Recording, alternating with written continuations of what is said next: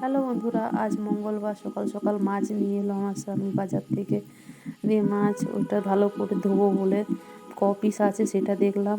মাছ ধোয়ার পরে মাছের ভাজাও হয়ে গেছে, কেন মাছের তেলেই আমি আগে তাড়াতাড়ি সবজি করব বলে পেঁয়াজ ছেড়ে দিলাম। মাছ ভাজা তো খেয়ে যেতে পারবে না সকাল সকাল শুধু মাছ ভাজা ভাত, সেই জন্য আমি বলছি না, মাছ ভাজাটা করে পাঁচ মিশালি সবজিটাই আগে করব, তারপরে মাছের ঝোল বা মাছের কারি বানাবো। কিন্তু মাছের সেই জন্য পেঁয়াজে দিয়ে দিলাম। পেঁয়াজ দেওয়ার পর মাছ দিয়ে দিলাম।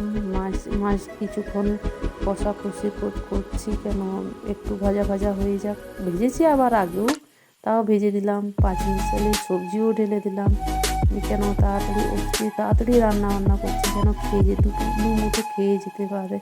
সারাদিনের অফিসে থাকা মানুষ দু মুঠো যদি না খেয়ে যায় নিজেরই খারাপ লাগে, যে খেয়ে গেল না আজকে।